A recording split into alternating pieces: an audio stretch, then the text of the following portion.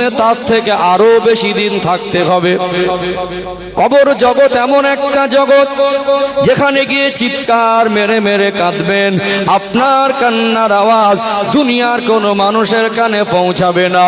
দুনিয়ায় বিপদে পড়ে ডাকলে আপনার চোখের পানি দেখে আপনার শত্রুরও মনটা গলে যায়, কিন্তু আপনি কবরে গিয়ে চিৎকার মেরে মেরে কাঁদলে আপনি কেমন আছেন সাধারণ মানুষের পক্ষে জানাও সম্ভব নয়। সরাসরি সাহায্য পৌঁছাতে পারবে না, সেখান থেকে পালাবার কোনো রাস্তা নেই। দুনিয়ার জীবন জগৎ শেষ হলে কবরের জগৎ যে কটা দিন আল্লাহ হায়াতে রেখেছেন, এই জীবনে ইসলামের আলো যদি বাস্তবায়ন হয়, আল্লাহ দেখিয়ে দেওয়া রাস্তায় যদি চলতে পারে, মরণের পরে আল্লাহ পাক কবর জগৎটাকে জান্নাতের বাগান করে দেবে। কবরের জগতেরও শেষ আছে, দুনিয়ার জগতেরও শেষ আছে। আখেরাতে আল্লাহ পাক এই জীবনের হিসাব নিকাশ করে যখন জান্নাত আর জাহান্নাম নির্ধারণ করে দেবেন, সেই জীবনের শুরু আছে যার শেষ নেই। যে কটা দিন আল্লাহ হায়াতে রেখেছেন, যদি আল্লাহ দেখিয়ে দেওয়া সোজা পথে চলতে পারি, আমার আল্লাহ কঠিন বিচার দিবসে জাহান্নাম থেকে মুক্তি দিয়ে আল্লাহ দয়ার জান্নাত নসিব করে দেবে। তাহলে এটা সফলতার পথ। কিসের পথ? সফলতার পথ। শুধু দুনিয়া সফলতা না, কবরও সফলতা, আর আখেরাতেরও সফলতা, আর এই দুনিয়ায় যে কটা দিন আছে সেই জীবনেরও সফলতা। ইসলাম আল্লাহ দেখিয়ে দেওয়া পথ, এই শান্তির পথ। দুনিয়াতে আমরা আমাদের জীবনে শান্তি ফিরে পাবো ইনশাআল্লাহ। আজকে আলোচনার সাবজেক্টটি পারিবারিক জীবনে ইসলামের শিক্ষা কতটা দরকার। ও ভাইজানেরা, সোনার মানিক যুবকেরা, আব্বারা মায়েরা, দুনিয়াতে আমরা মানুষ, আমাদের জীবনে অনেক রকম সম্পর্ক আছে। বাপ বেটার সম্পর্ক, চাচা ভাতিজার সম্পর্ক, আপন ভাই বোনের সম্পর্ক। দুনিয়াতে একটা মানুষের জীবনে যত সম্পর্ক আছে, এর ভিতরে একটি সম্পর্কের নাম হলো স্বামী আর স্ত্রী। এই সম্পর্কের উৎপত্তি দুনিয়ায় নয়, এই সম্পর্কের উৎপত্তি হলো আল্লাহ পাকের জান্নাতের ভিতরে। জোরে বলুন সুবহানাল্লাহ। একটু তত্ত্ব তুলে দিলে পরিষ্কার হয়ে যাবে। আল্লাহ দয়াময় সর্বপ্রথম আদি পিতা আবুল বাশার আব্বাজান হযরতে নবী আদম আলাইহিস সালামকে আমার আল্লাহ জান্নাতের মধ্যে বানালেন। তিনি ছিলেন একা। জান্নাতে সর্বপ্রথম আদম আলাইহিস সালাম একা ছিলেন, তার জীবনে কোনো সম্পর্ক ছিল না। তাহলে তিনি একা। জান্নাতি নাজ নিয়ামত উপভোগ করার পরেও হযরত আদম আলাইহিস সালাম কি জানো তিনি অভাব অনুভব করছেন, মনের খবর কে জানে? আল্লাহ পাক জানে। তিনি জান্নাতের মধ্যে ঘুমিয়ে গেলেন। আল্লাহ পাক আদম আলাইহিস সালামের বাম পাজর থেকে বেঁকা হাড় নিয়ে আম্মা জান হযরত হাওয়া আলাইহিস সালামকে বানালেন। ঘুম ভেঙে গেল। জান্নাতের মধ্যে আম্মা জান হাওয়া আলাইহিস সালামের দিকে দৃষ্টি নিক্ষেপ করলেন। আমার আল্লাহ পৃথিবীতে মনুষ্য জাতির মধ্যে আল্লাহ পাক সব থেকে সুন্দর চেহারার অধিকারী করেছিলেন আমার আপনার নবী, নূর নবী, দয়ার নবী, মায়ার নবী, রাহমাতাল লিল আলামিন। আমাদের প্রিয় রাসূলের চেহারাটা আল্লাহ পাক সব থেকে বেশি সুন্দর করেছিলেন। বলুন সুবহানাল্লাহ। আর নারী জাতিদের মধ্যে আমার আল্লাহ হযরতে মা হাওয়া আলাইহিস সালামের চেহারাকে সুন্দর করে বানিয়েছিলেন। মা হাওয়া আলাইহিস সালাম জান্নাতে ঘুরছেন। আদম আলাইহিস সালাম ঘুম ভেঙে দেখলেন জান্নাতে একজন পরমা সুন্দরী নারী ঘোরাঘুরি করে। তিনি মনে মনে ভাবলেন, আমার রব তিনি এত মহান, মনে হয় আমার মনের অবস্থানকে তিনি বুঝেছেন আর আমার জন্য বানিয়েছেন। আল্লাহ পাক আওয়াজ দিয়ে বলেন, ওরে আমার আদম, আপনি ঠিকই বুঝেছেন, আপনার জন্য আমি আল্লাহ আল্লাহ বানিয়েছি, আপনার মনের অবস্থানকে আমি আল্লাহ বুঝেছি, তবে এই মুহূর্তে আপনার জন্য হালাল নয়। আমি আল্লাহ আপনার সঙ্গে আদমের সঙ্গে হাওয়া আলাইহিস সালামকে আমার আল্লাহ বিবাহ দেবেন। আল্লাহ পাক বললেন আপনার সঙ্গে বিবাহ বন্ধনে আবদ্ধ করিয়ে দেব, আপনার হালাল স্ত্রী হবে, তারপর একসঙ্গে সময় কাটাবেন। আল্লাহ পাক জান্নাতে বিবাহ বন্ধনে আবদ্ধ করিয়ে দিলেন। জান্নাতের ভিতরে যতদিন ছিলেন তাদের কোনো সন্তানাদি ছিল না। ছিল কি? তাহলে একটা সম্পর্কের উৎপত্তি কোথায়? জান্নাতের মধ্যে। ইসলাম বলছে, ভুল বুঝলে হবে না। যারা মুরব্বী আছেন একটু মানে 2 ঘন্টা রস দুমড়ে মুছতে 10 মিনিটে বুঝতে গেলে হবে না, পাট পাট সবগুলো আসবে। যেহেতু এখন আমি পর্ব শুরু করেছি, কিছু পাঠ একটা পাঠ বলে নিন, একটা পাঠ আবার আসবে ইনশাআল্লাহ। তো কি মনে হয় আমার রব মানুষকে সৃষ্টির শ্রেষ্ঠ করলেন, তাদের জীবনে একটা সম্পর্কের উৎপত্তি কোথায় ঘটালেন? এটা জীবনের প্রথম সম্পর্ক। আর যতদিন জান্নাতে ছিলেন কোনো সন্তানাদি ছিল না, দুনিয়া আল্লাহ পাঠালেন, সন্তানাদি হলো, সব সম্পর্ক হলো। বাকি সব সম্পর্কের উৎপত্তি কোথায়? দুনিয়ায়। এর দ্বারা বোঝা যায় এই সম্পর্কটা অত্যন্ত গুরুত্বপূর্ণ একটা সম্পর্ক। এর ভিতরে অত্যন্ত গুরুত্বপূর্ণ গভীর কিছু শিক্ষা আছে। আছে না নেই? আছে না? বাবা মা সম্পর্কের কথা আসবে ইনশাআল্লাহ। ও ভাইজানেরা, সোনার মানিক যুবকেরা, আব্বারা মায়েরা, পারিবারিক জীবনে ইসলামের শিক্ষা ছাড়া বিল্ডিং বালাখানার মধ্যে থেকে হীরা মুক্তা মতি জহরত নিয়ে দুনিয়ায় ভোগ বিলাসের জন্য সোনার ইট দিয়ে বিল্ডিং বানিয়েও কখনো সংসারে মাঝে মাঝে শান্তি হয় না। শান্তির জীবন ব্যবস্থা, ইসলাম নামক জীবন ব্যবস্থাকে ধরতে হবে। আল্লাহ পাক জান্নাতের ভিতরে সম্পর্কের কেন উৎপত্তি করালেন একটুখানি ব্যাখ্যা দিলে অবাক হয়ে যাবেন।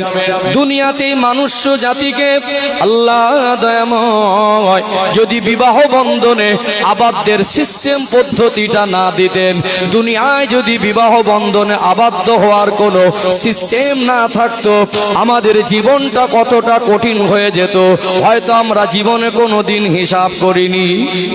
যদি বিবাহের সিস্টেম আল্লাহ না দিতেন, জীবনটা যে কতটা কঠিন হতো আমরা এটা হয়তো কোনোদিন হিসাব করিনি। যদি মানুষ যে যার মতো চলতো, তো একটা মানুষের জীবনে যদি বিবাহের সম্পর্কই না থাকতো, সিস্টেমই না থাকতো, তো 40 বছর বয়সে একটা মেয়ে তার জীবনে হয়তো 100 পুরুষের সঙ্গে ফিজিক্যাল সম্পর্ক হতো, আরো বেশি। তার হয়তো গর্ভ থেকে আল্লাহ 4টে বা 5টা বাচ্চা দিতেন। তাহলে ওই 5টা বাচ্চার বাবাকে ওর মা খুঁজে দিতে পারতো? পারতো? পারতো না। একবার ভেবে দেখেছেন আপনার বাবাকে যদি আপনি না পেতেন, আপনার আপন বোনের পরিচয়টা পেতেন? কথা মনে বুঝতে পারছেন না। যদি আপনার বাবাকে আপনি না পান, আপনার আপন বোনকে আপনি খুঁজে পাবেন? আপন ভাইকে আপনি পাবেন? পাবেন। নানিকে পাবেন? মা সূত্র নানি পাবেন, দাদিকে পাবেন না। আর কি হতো যদি আল্লাহ বৈবাহিক সম্পর্ক না দিতেন?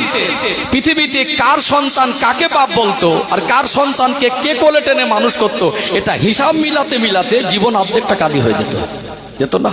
আর একটা সমস্যা হতো, সম্পদ, মারামারি, কাটাকাটি, রক্তারক্তি, শান্তি বলে কিছু থাকতো না।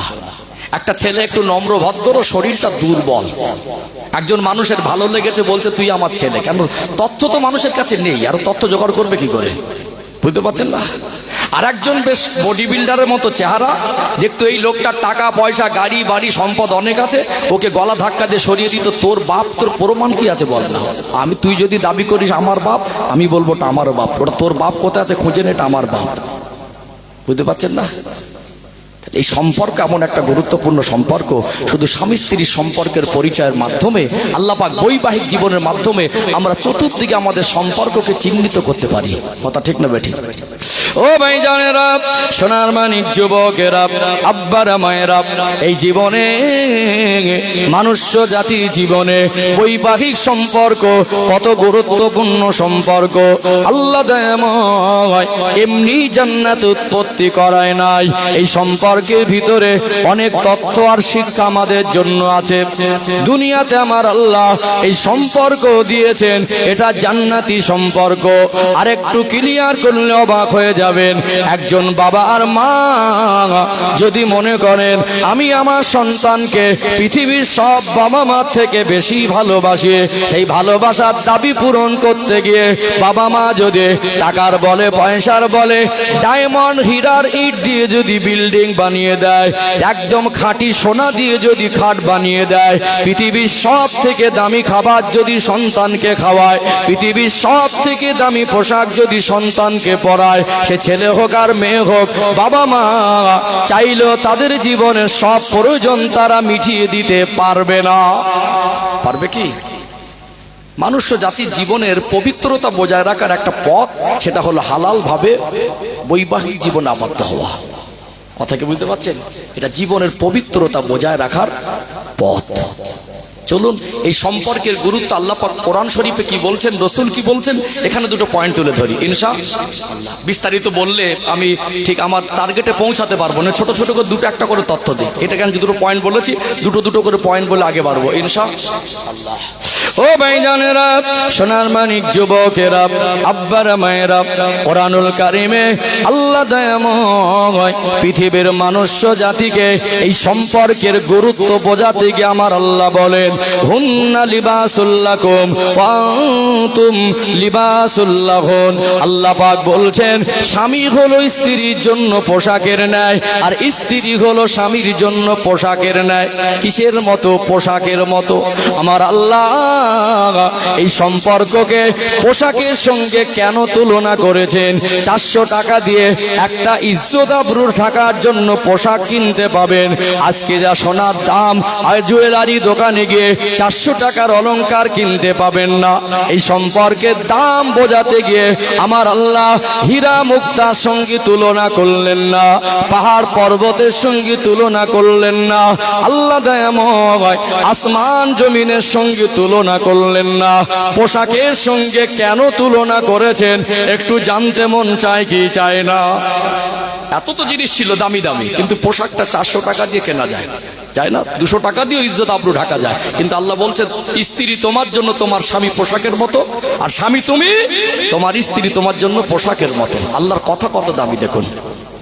দুনিয়াতে একটা মানুষ কখনো ভুল বোঝাবুঝিতে রেগে যায়, রাগ করে মানুষটা বলে আজকে ভাত খাবো না, তাহলে খাবারের উপরে রাগ করে কি করে না?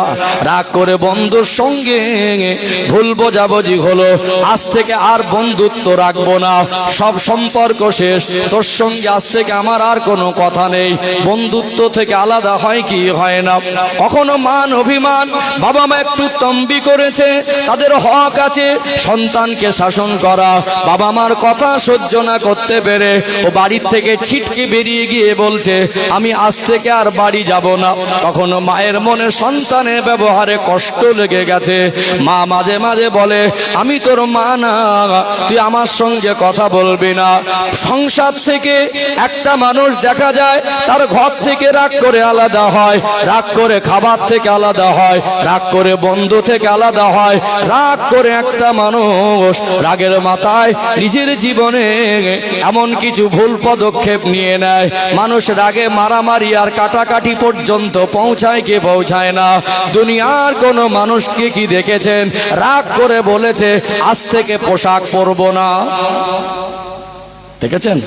যত রাগ থাক, রাগের মাথায় মানুষ সুসাইড করে, আত্মহত্যা করে, মানুষকে খুন করে, মানুষ খাবার ছুঁড়ে ফেলে দেয়, খাবো না, পরে মিটে যায়, না খেয়ে তো বাঁচবে না। কিন্তু রাগের মাথায় কোনোদিন দেখেছেন যে আমি পোশাক পরবো না? খুব রেগে গেছে, পোশাক খুলে যাচ্ছে, কিন্তু টানছে কি? পোশাক। এমন একটা জিনিস পোশাক, কখনো কখনো আমাদের জীবনযাপনের বেশ কিছু প্রয়োজনীয় জিনিস থেকে রাগ করে আলাদা হওয়া যায়, কিন্তু পোশাক থেকে সহজে আলাদা হওয়া যায় না। আল্লাহ বোঝালেন তোমরা সৃষ্টির শ্রেষ্ঠ, তোমাদের জীবনে এমন একটা সম্পর্ক আছে, এই সম্পর্কটা স্বামী স্ত্রী, তোমাদের জীবনের পবিত্রতা বজায় রাখার পথ, পৃথিবীর সিস্টেমকে ব্যালেন্স রাখার পথ। এই জায়গাটা তোমাদের খাবারের মতো যদি বলতাম, সোনার মতো যদি বলতাম, সোনা দরকার নেই না। পোশাক ছাড়া যেমন তোমাদের ইজ্জত আবরু হেফাজত হয় না, হালাল ভাবে বিবাহ করা ছাড়া তোমাদের জীবনের পবিত্রতা বজায় থাকবে থাকবে না। কথা কি বুঝতে পারছেন? দেখবেন এটা একটা ক্লোজ জিনিস, একদম কাছের। আমার আপনার কাছে, আমার আপনার শরীরের কাছাকাছি যদি কেউ থাকে, কি আছে? পোশাক আছে না? আর একটু হ্যাঁ দেন না, পোশাকের কাছে আর কি আছে? একমাত্র যদি পোশাকের কাছাকাছি কেউ যায় স্বামীর জন্য, স্ত্রী যেতে পারবে স্ত্রীর জন্য। কথা কি বুঝতে পারছেন? আল্লাহ পাক বলছেন হুন্না লিবাসুল লাকুম ওয়া আনতুম লিবাসুল লাহুন। স্বামী স্ত্রীর জন্য পোশাকের ন্যায়, আর স্ত্রী হলো স্বামীর জন্য পোশাকের ন্যায়। আল্লাহর কথা কত দামি! এটা পোশাক থেকে যেমন রাগ করে থাকা যায় না, শুধুমাত্র পোশাক থেকে যেমন জীবন আলাদা করে চলা যায় না, আল্লাহ বোঝালেন তোমাদের জীবনটা ওই রকম না। বৈবাহিক সম্পর্ক শুধুমাত্র কবুল বলে নিলাম, স্বীকারোক্তি করলাম তুমি আমার স্ত্রী আর তুমি আমার স্বামী, আর তোমার সঙ্গে আমার 2 বছর 10 বছর 5 বছর দেখা সাক্ষাৎ নেই, এই সম্পর্কের নাম স্বামী স্ত্রী না। পোশাক যেমন তোমাদের জীবনের প্রয়োজন, স্বামী স্ত্রী তোমাদের জীবনের কাছাকাছি সম্পর্কে থাকার প্রয়োজন। আল্লাহর কথা দামি, কথা বুঝতে পারছেন? চলুন রসুল কি বলছেন। আমরা তো এই সাংসারিক জীবনে শান্তি পাইনি বলে তাবিজখানায় তাবিজ আনতে যাই, কিন্তু ইসলামের মেনে চলার ভিতরে যে শান্তি আছে, রসুলুল্লাহর আদর্শের ভিতরে যে শান্তি আছে, ও শান্তি বাদ দিয়ে শান্তির তাবিজের হালসি বেঁধে তো শান্তি হবে না। আমার নবী কি শিক্ষা দিচ্ছেন এই সম্পর্কের কথা, এখানে আর 2টো পয়েন্ট তুলে ধরি ইনশাআল্লাহ। আলোচনা অসুবিধা হচ্ছে নাকি? পাট করে আগে যাবো ইনশাআল্লাহ, থাকবে ধাপে পরিষ্কার করে যাব। ও ভাইজানেরা, সোনার মানিক যুবকেরা, আব্বার মায়েরা, নবী আমার জীবনে একবার হজ করার সুযোগ পেয়েছিলেন। 40 বছর বয়সে আল্লাহ দায়িত্ব দিলেন, হাবিবে পেয়ারা আপনি কলেমার বাণী প্রচার করেন। আল্লাহ নবী মক্কায় 13 বছর, মদিনায় 10 বছর কলেমার বাণী প্রচার করলেন। আল্লাহ নবীর এই 63 বছরের জীবনে একবার হজ আদায় করলেন। আল্লাহ নবীর ইন্তেকালের ওফাতের কয়েক মাস আগে আল্লাহ নবী যখন ঘোষণা দিলেন, ও আমার সাহাবীরা, আমি রাসূলুল্লাহ এবারে ফরজ হজ আদায় করব, ফরজ হজের আমালগুলো তোমাদেরকে আমি দেখিয়ে দেখিয়ে শিখিয়ে দেব। আল্লাহ নবীর সাহাবার সংখ্যা হলো কম বেশি 1.5 লক্ষের মতো। নবী আমার যখন ঘোষণা দিলেন এ বছরে হজ আদায় করব, সাহাবা হুজুরদের মনে খুশির জোয়ার বয়ে গেল। সাহাবায়ে কেরামেরা এত আনন্দিত, তারা মনে মনে ভাবতে লাগলেন, আল্লাহ নবীর সঙ্গী হয়ে হজ আদায় করাটা এটা জীবনের বড় সৌভাগ্যের ব্যাপার। একজন আলেমের, একজন ইমামের গলার কণ্ঠস্বর যতই ভালো হোক, তার তেলাওয়াত যত বিশুদ্ধ হোক, তার পিছনে নামাজ পড়া। আর আমাদের প্রিয় নবী, নবী যদি হায়াতে থাকতেন, রসুল যদি ইমাম হতেন, আর আমরা যদি মুক্তাদি হতে পারতাম, আমাদের নবীর পিছনে নামাজ পড়ার স্বাদ কি একই রকম হতো? সাহাবায়ে কেরামেরা ভাবেন, আল্লাহ যদি হায়াতে রাখেন, জীবনে বহুবার হজ আদায় করা যাবে। রাসূলুল্লাহর সঙ্গী হয়ে হজ আদায় করা এটা বড় সৌভাগ্যের হয়ে যাবে। 1.5 লাখ সাহাবাদের মধ্যে 1.25 লক্ষ, কম বেশি 1,25,000-এর মতো সাহাবা আমার রাসূলুল্লাহর হজের সফর সঙ্গী হলেন। হজের একটা হুকুম হলো, একই দিনে আরাফা ময়দানে সমস্ত হাজি হাজ্জিন বান্দা বান্দিকে একত্রিত হতে হয়, হজের খুতবা প্রদান করা হয়। আল্লাহ নবী লক্ষাধিক সাহাবাকে নিয়ে হজের খুতবা প্রদান করতে লাগলেন। জাবালে রহমাত পাহাড়ের পদদেশে আমার নবীর নূরের চাঁদ মুখটা নূরের ঝলকের মতো চমকাচ্ছে। আল্লাহ রসুলের নূরের চোখের কোণা থেকে টপ টপ করে পানির টুসা গড়িয়ে যায়। আল্লাহ নবী জীবনের ওই খুতবা, ওই ভাষণ প্রদানটা, এক একটা লাইন এত দামি, এক একটা কথার এত ওয়েট, এক একটা কথার এত ভারী, মনে হয় যেন আল্লাহ রসুলের ওই বিদায় হজের ভাষণের প্রত্যেকটা কথাকে সন্ন্যক করে লিখে রাখি।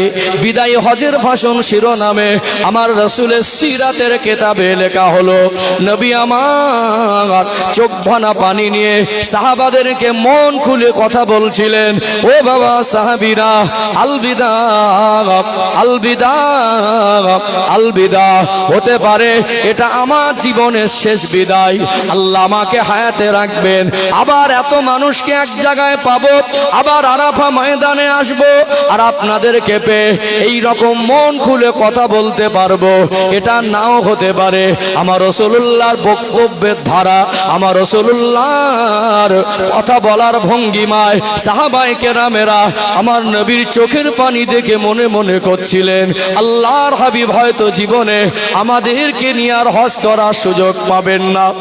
বাস্তবেই তাই।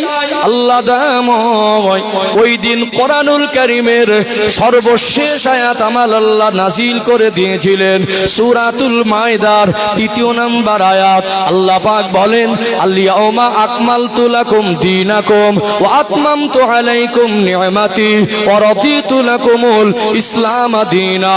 আল্লাহ পাক বলেন, আমি দ্বীনকে কমপ্লিট করে দিলাম, নিয়ামতকে পরিপূর্ণ করে দিলাম। ওয়া রাদিতু লাকুমুল ইসলাম দীনা, ইসলামের উপরে রাজি খুশি সন্তুষ্ট হয়ে গেলাম। সাহাবায়ে কেরামেরা বুঝতে পেরেছিলেন, আল্লাহ পাক ইঙ্গিত দিয়েছেন দিন কমপ্লিট হয়ে গেল, নিয়ামত পরিপূর্ণ হয়ে গেল, আল্লাহ ইসলামের উপরে সন্তুষ্ট হয়ে গেলেন। নতুন করে ইসলামের ভিতরে আর কিছু নিয়ম পদ্ধতির বেশি প্রয়োজন হবে না, এটাই যথেষ্ট হয়ে যাবে। দিনের জন্য যদি বেশি কিছু প্রয়োজন আর তেমন না থাকে, আমার রাসূল আমাদের মাঝে হয়তো আর বেশি দিন থাকবেন না। জিলহজ মাসে হজ করলেন, এটা 12 মাসের শেষ মাস। প্রথম মাস হলো মুহররম মাস, তারপরে দ্বিতীয় মাস সফর মাস, তৃতীয় মাস রবিউল আউয়াল মাস। এই রবিউল আউয়াল মাসে আল্লাহ নবীর ওফাত হয়েছিল। নবী আমার তার জীবনের এত জনসমুখে জনসমুদ্রের মাঝে বিদায় হজের ভাষণে যে কথাগুলো বলেছিলেন, তার মধ্যে আল্লাহ নবী ইসলামের বিধানে কত কথা আছে, এই কথার মধ্যে যত কথা ছিল এখানেও নবী আমার এই দাম্পত্য জীবনের কথাটা বলতে ভোলেন নাই। বুঝতে পারছেন না? সেই দিন আল্লাহ নবী ইসলামের মূল নির্যাসগুলো, খাস খাস বিষয়গুলো বেছে বেছে যেন তুলে ধরছিলেন, আর এক একটা কথা মনে পাহাড়ের থেকে ভারী। নবী আমার সেই দিনও এই দাম্পত্য জীবনের কথাটা তিনি বলতে ভুললেন না। তার মানে নবী বোঝালেন, তোমাদের জীবনে একটা গুরুত্বপূর্ণ পাঠ। কারণ পারিবারিক ভাবে একটা মানুষ যদি শান্তিতে থাকতে না পারে, ওই মানুষটা সে দুনিয়া আখিরাত তো সহজে সফল হতে। প্রত্যেকটা মানুষের সফলতার পিছনে একজন নারীর সহযোগিতা প্রয়োজন পড়ে না? ইতিহাস পৃথিবীতে দেখুন, যত প্রতিষ্ঠিত মানুষ বাবা মার চোখের পানি ফেলে, বাবা মাকে কষ্ট দিয়ে, বাবা মার দোয়া না নিয়ে, বাবা মার অবদান না নিয়ে প্রতিষ্ঠিত হয়েছে, ঘুরে দাঁড়িয়েছে, সফল হয়েছে, খুঁজতে গেলে দূরবীন লাগবে। ঠিক বলছি না ভুল বলছি? প্রতিষ্ঠিত হতে গেলে, সফল হতে গেলে আপনি চাকরিটা এমনি পাননি। আপনার বাবা আর আপনার মার অবদান আপনি অস্বীকার করতে পারবেন না। আরো আপনার বাড়ির পাশে আপনার চাচাতো ভাইয়ের একটা বাবা আছে, আপনার বন্ধুর আর একটা বাবা আছে, মাধ্যমিক পর্যন্ত গিয়ে আর হলো না। আপনার বাবা ঋণ করে আপনাকে মানুষ করেছে, কি অবদান নেই? আপনার মা চোখের পানি ফেলেছে। ইসলাম প্রচারের ক্ষেত্রেও দেখবেন উম্মাহাতুল মুমিনিন আম্মাজান খাদিজাতুল কুবরা রাদিয়াল্লাহু আনহা আল্লাহ রাসূলের কাছে ঢাল হয়ে দাঁড়িয়েছিলেন, ছিলেন না? একটু হাঁকু দেন না, ছিলেন না? সম্মানিত ভাইরা, এই জন্য একজন পুরুষ মানুষের সফলতার পিছনে নারীর সহযোগিতা পেলে, সাপোর্ট পেলে তার জীবনটা সহজেই সফল হয়। আর পারিবারিক ভাবে যদি দুশ্চিন্তা, ডিপ্রেশন, অশান্তি, ঝগড়া, মারামারি, ছাড়াছাড়ি, কিলোকিলি, এই সমস্ত বিভিন্ন রকম অশান্তির মধ্যে ডুবে থাকলে সেই মানুষটা মানসিকভাবে ভেঙে পড়ে, তার দ্বারা সফল হওয়া সহজ হয় না। ও ভাইজানেরা, সোনার মানিক যুবকেরা, আব্বারা মায়েরা, আজকে শান্তির অভাব হয়ে গেছে ঘরের ভিতরে। টাকার অভাব নেই, খাবারের অভাব নেই, পোশাকের অভাব নেই, শুধু অভাব হয়ে গেছে মনের শান্তির। কথা ঠিক না বেঠিক? নবী আমার সাহাবায়ে কেরামদেরকে শান্তিতে থাকার পথ আর ইসলামের মূল বিষয়গুলো তুলে ধরছিলেন। আল্লাহ নবী বলেছিলেন, সাহাবীরা, আমি রাসূলুল্লাহ আজকে একটা বিষয় আপনাদের সাবধান করে দিলাম, আপনাদের যারা স্ত্রীদেরকে বাড়ির চাকরানি কাজ করনেওয়ালি দাসী মনে করতে পারবেন না। আমি রাসূলুল্লাহ জাবালে রহমত পাহাড়ের পদদেশে দাঁড়িয়ে লক্ষাধিক সাহাবাকে সামনে নিয়ে আমি রাসূলুল্লাহ আপনাদের জানিয়ে দিলাম, স্ত্রীর যদি স্বামীর উপরে হক থাকে তো স্বামীরও স্ত্রীর উপরে হক আছে।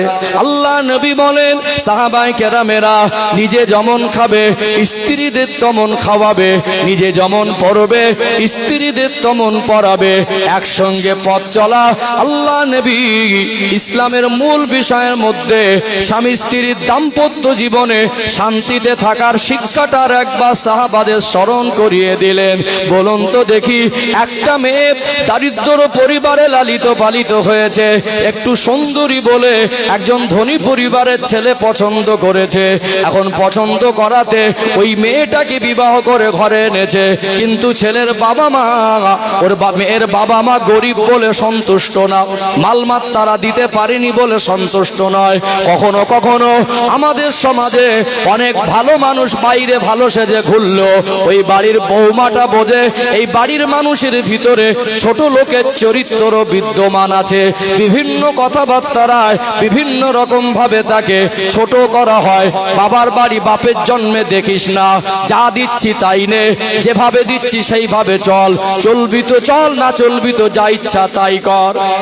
আছে না নেই? তুচ্ছ তাচ্ছিল্য করে না? আপনার স্ত্রী, আপনাকে অধিকার দিতে হবে তাকে। কি হয়? এই দিচ্ছি, খাবি তো খা, না খাবি তো না খা। কি ছিল তোর বাপের বাড়ি? বাপের জন্ম তো চোখে দেখিস নি, এটা ইসলাম না। আপনি যখন তাকে স্ত্রী হিসেবে গ্রহণ করেছেন, স্ত্রীর মর্যাদাটুকু দিতে হবে। ইসলাম বলে তোমার বাড়ির চাকরানি না, তোমার বাড়ির দাসী না। তোমার যদি তার উপর অধিকার থাকে, তার অধিকার তোমার উপর আছে। তোমার পোশাকে আর খাবারে সামঞ্জস্য থাকবে। আমার কাছে টাকা আছে, পয়সা আছে, বেরিয়ে গেলাম হোটেলে, মন মর্জি যা ইচ্ছা ভালো মন্দ প্রিমিয়াম কোয়ালিটির খাবার খেয়ে নিলাম, আর বাড়ি কি খাচ্ছে খোঁজ নিলাম না, এটা ইসলাম না।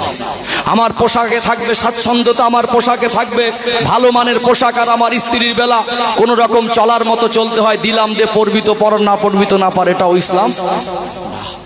আপনি যদি তাকে অধিকারটুকু না দেন, ওই পরিবারে সে মাথা উঁচু করে বাঁচতে পারবে না। কথা কি বুঝতে পারছেন? সম্মানিত ভাইরা, এখানে আমি এই বিষয়টাকে একটু স্টপ করছি। আমরা যারা পুরুষ মানুষ, আমাদের জীবনের বাস্তবতাটা যদি তুলে না ধরি, তাহলে মা বোনদেরকে শিক্ষা জিনিসটা তুলে ধরা কঠিন হবে। এই জায়গাটা এখানে স্টপ করছি। আমরা যারা পুরুষ মানুষ, আমাদের জীবনের বাস্তবতাটা তুলে ধরা দরকার আছে না নেই? আছে না? ও ভাইজানেরা, সোনার মানিক যুবকেরা, আব্বারা মায়েরা, আমরা যারা পুরুষ মানুষ, আল্লাহ দয়াময় আমাদের মেজাজকে এমন করে দিয়েছেন, পুরুষ মানুষ নিজে খুশি মনে সংসারের বোঝাটা মাথায় উঠিয়ে নেয়। বলুন তো, সংসার পরিচালনার বোঝা কার ঘাড়ে?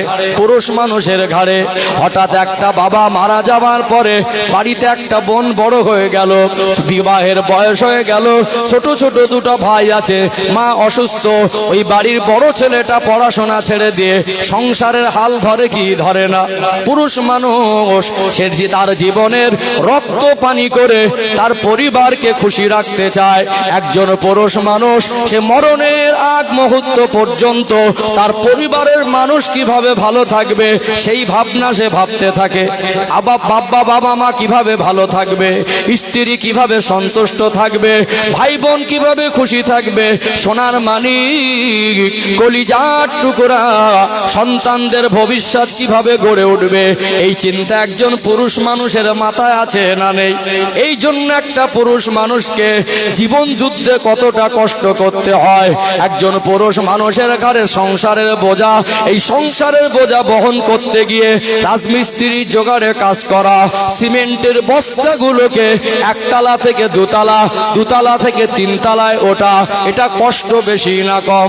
বাড়িতে ফিরলে মনে হয় গেঞ্জি নিংড়ালে টপ টপ করে ঘাম বের হবে।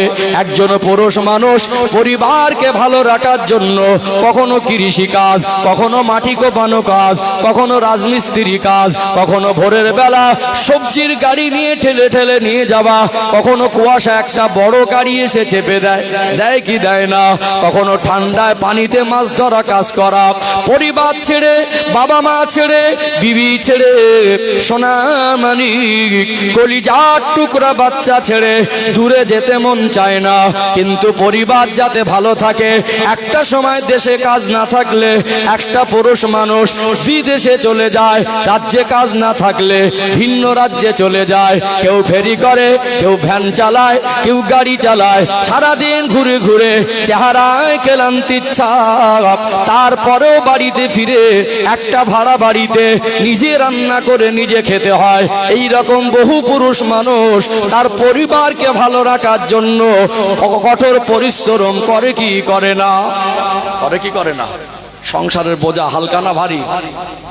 হাকুদান শুধু ভারী না, অনেক ভারী। এত কষ্ট করার পরেও পুরুষ মানুষ, পরিবারের মানুষের মন তোলা অতটা সহজ হয় না। মা যদি বলে বাবা 200 টাকা দে না, জামাই বাড়ি যাব, অধিকার হাজারবার আছে, আছে না নেই? আসবে আলোচনা প্রসঙ্গে আবার বাবা মার যখন বিষয়টা আসবে পুরো পরিষ্কার হবে ইনশাআল্লাহ। তো মা যদি বলে কচি 200 টাকা দে না বাবা, জামাই বাড়ি যাব, যদি আপনি দিতে পারেন তো ভালো। আপনি তো সংসার এখন হালটা ধরেছেন, বাবা মা খাটতে পারে না, তখন মারও মনে হবে ছেলে এখন বিবাহ করেছে, বউ চিনেছে, আর মাকে চিনতে পারছে না। বাবারা শরীর চলে না আগের মতো। ছেলেদের মেয়েদের মানুষ করার জন্য শরীরটা খেটে খেটে জর্জরিত, রোগে জর্জরিত। এখন যন্ত্রণা, ব্যথা, গ্যাসের ওষুধ লাগে, সুগারের ওষুধ লাগে। ছেলেটাকে দেখে বললো বাবা 200 টাকা দে না, ওষুধ কিনবো। দিতে পারলে ভালো, না দিতে পারলে আব্বাও মনে মনে কষ্ট পাবে, তোদের এত কষ্ট করে মানুষ করলাম আর 200 টাকা আমাকে দিতে পারছি না। তাহলে কার দিকে চেয়ে আছে? ওই পুরুষ গার্জেনটার দিকে। আজকে আমাদের যুবকদের যে অবস্থা কঠিন, এদের মাথায় সুন্নাহ ঢুকিনি, ইসলাম ঢুকিনি, কোরআনের আলো ঢুকিনি, সুন্দর আদর্শ ঢুকিনি, নবীর মহব্বত ঢুকিনি। এদের মাথায় নোংরা সমাজ থেকে ঢুকেছে ফেসবুক, ঢুকেছে ইউটিউব, ঢুকেছে নাটক, ঢুকেছে বেহায়াপনা, ঢুকেছে অশ্লীলতা, ঢুকেছে গেম খেলা। কতটা নিচে নামবে দেখবেন, ওই মানে কবরস্থানের পাঁচিলের পাশে বসে বলছে মার মার মার। বুঝতে পারছেন না? ওর মাথার ব্রেনের 12টা বেজে গেছে, বাড়িতে এসে বলছে নেশা ঢুকে গেছে মোবাইল, আব্বা আমার একটা মোবাইল দাও, আমার একটা মোবাইল। গেম খেলা মোবাইল মানে কমপক্ষে 20,000, যদি দিতে পারে তো ভালো, এত আব্বাটা সন্তানের কাছে তিতো হয়ে যাবে। কি হয়ে যাবে? কি হয়ে যাবে? তিতো হয়ে যাবে। আমার আব্বা আমার ভালোবাসে না। মেয়েটার 2 মাসের টিউশনির পড়ার পয়সা বাকি, বারবার বলছে স্যার বলছে পড়াবো না, টাকাটা দেবে তো দাও, মান সম্মান লাগছে, না দেবে তো বলে দাও, আমি আর পড়বো না। সে একটা ঝাড়া মারে, আছে না নেই? আপনার স্ত্রী আপনার কাছে একটা জিনিস চাইলো, সময় মতো দিতে পারেন তো আপনার কপাল ভালো, না হলে দুঃখ আছে। মুখটা ছিল 2 কিলো হয়ে যাবে 4 কিলো। বুঝতে পারছেন না? একটা ঝাড়া মেরে বলে দেবে তোমার বাপ চাইলে হয়, তোমার মা চাইলে তোমার কাছে থাকে, তোমার ভাই বোন চাইলে তোমার কাছে থাকে, তখন না বলো না আমি যখন চাই তোমার কাছে থাকে না। জীবনে তোমার কাছে আমি সুখ বলে কিছু পেলাম না। সবাই তো এই মানুষটার কাছে চাইছেন, উনি কার কাছে চাইবে? তারপরেও কষ্ট পায় না। সন্তান কিভাবে ভালো থাকবে, স্ত্রী কিভাবে সুখে থাকবে, খুশি থাকবে, বাবা মা কিভাবে ভালো থাকবে, পরিবার কিভাবে ভালো থাকবে, এই বোঝাটা নিজের কাঁধে উঠিয়েছে না? ওটাইনি উঠিয়েছে না?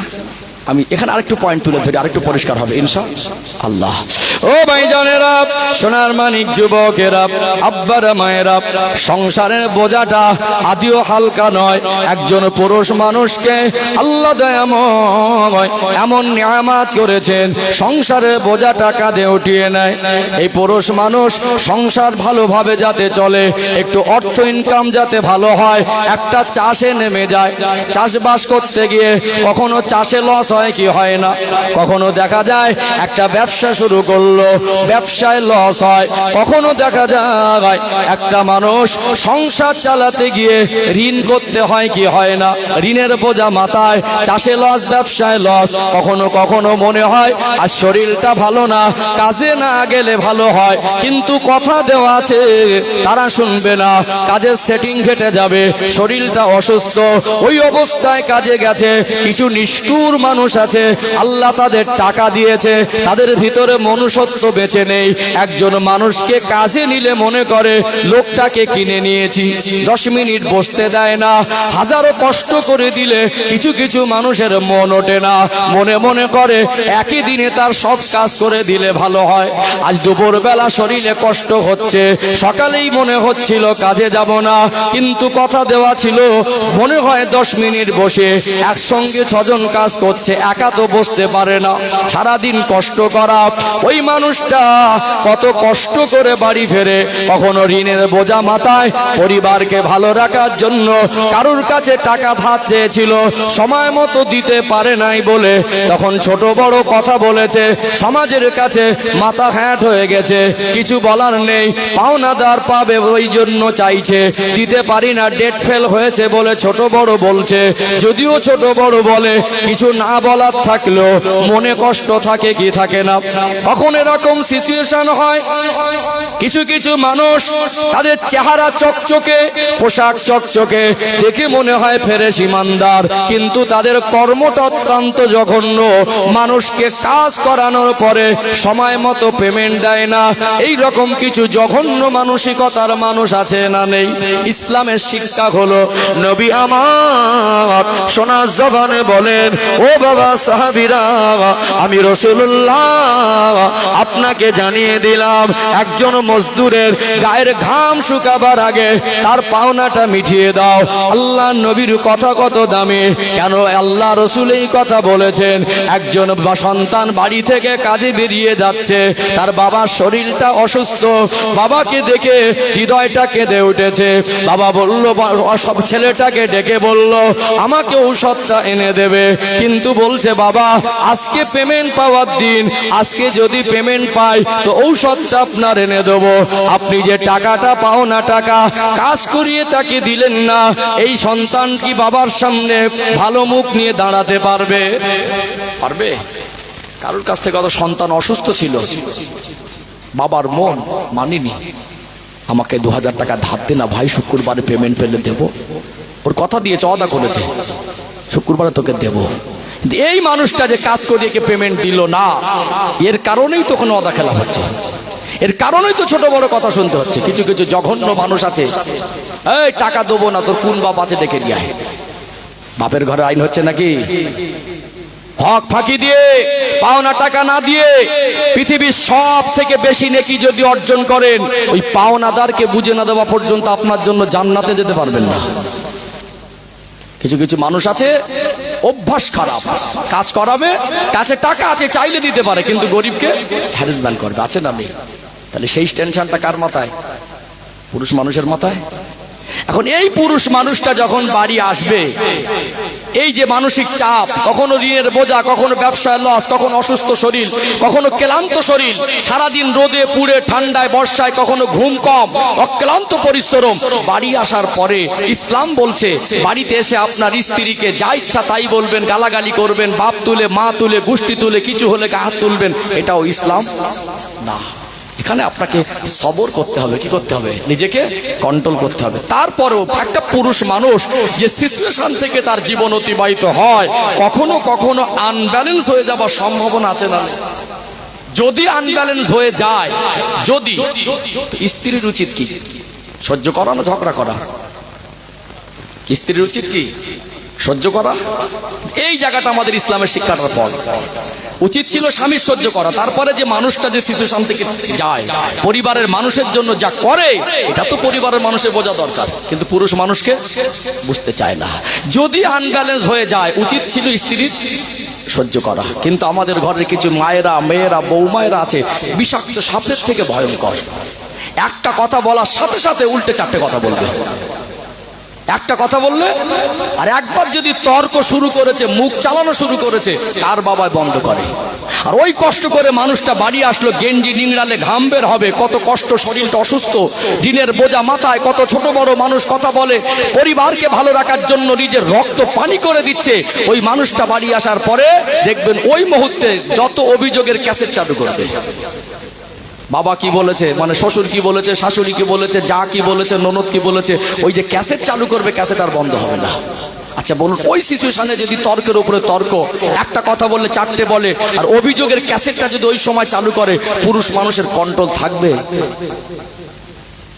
ঝগড়া হবে, মারামারি হবে, অশান্তি হবে, আর তখন বলবে হুজুর আমার স্বামী ভালোবাসেন, একটা তাবিজ দেন তো।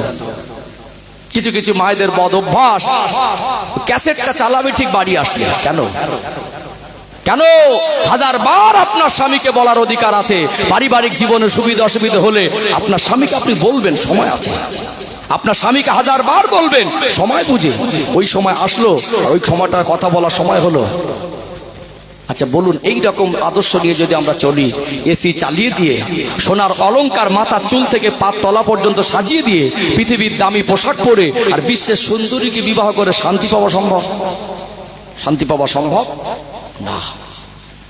ছেলে মেয়ে যদি পারিবারিক জীবনে সুখে না থাকে, বাবা মার মনেও শান্তি থাকে না। আমি বাবা মার কথা আসবো ইনশাল্লাহ, ধৈর্য ধারণ করতে হবে। আমি ধারাবাহিকভাবে যেটা সাজিয়ে সাজিয়ে যাচ্ছি, আর একটু যেতে দেন, সব আলোচনা আসবে ইনশাআল্লাহ। ও ভাইজানেরা, সোনার মানিক যুবকেরা, আব্বারা মায়েরা, আর একটু ক্লিয়ার করলে সহজে বুঝে আসবে। এখানে আমাদের নবীর জীবনী থেকে শিক্ষা নেওয়া দরকার। আল্লাহ পাক কোরআনুল কারীমের 21 নম্বর পারা সূরা আল আহজাবের 21 নম্বর আয়াতে জানিয়ে দেন, লাকাদ কানা লাকুম ফি রাসূলিল্লাহি উসওয়াতুন হাসানা।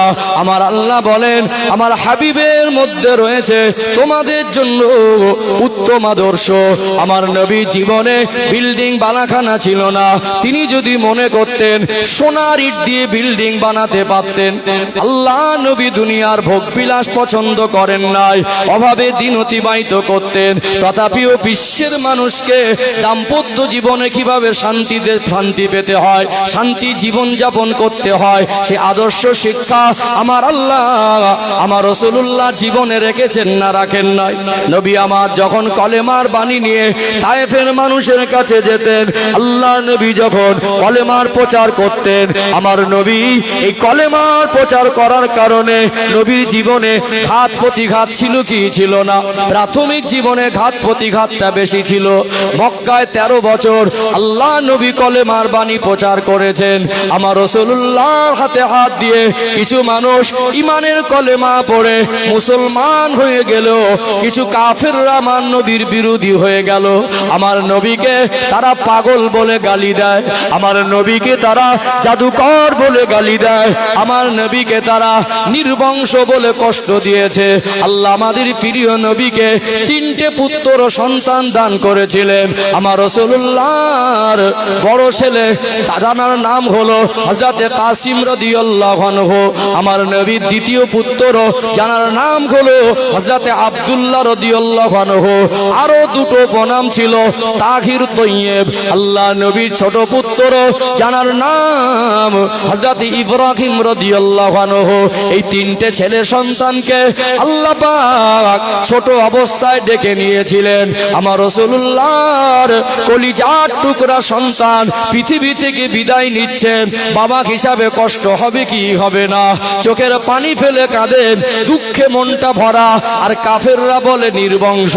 আমার আল্লাহ সূরাতুল কাউসার নাজিল করে আমার রাসূলকে সান্ত্বনা দিয়েছিলেন। আমার নবী এত কষ্ট, কাফেরদের ছোট বড় কথা বলা, কাফেরদের অপমান সহ্য করে, কাফেরদের ষড়যন্ত্রের শিকার হয়ে কখনো পাথর ছুঁড়ে মারে, কখনো আমার রাসূলুল্লাহর সাহাবাদের উপরে জুলুম অত্যাচারের রোলার চড়ে।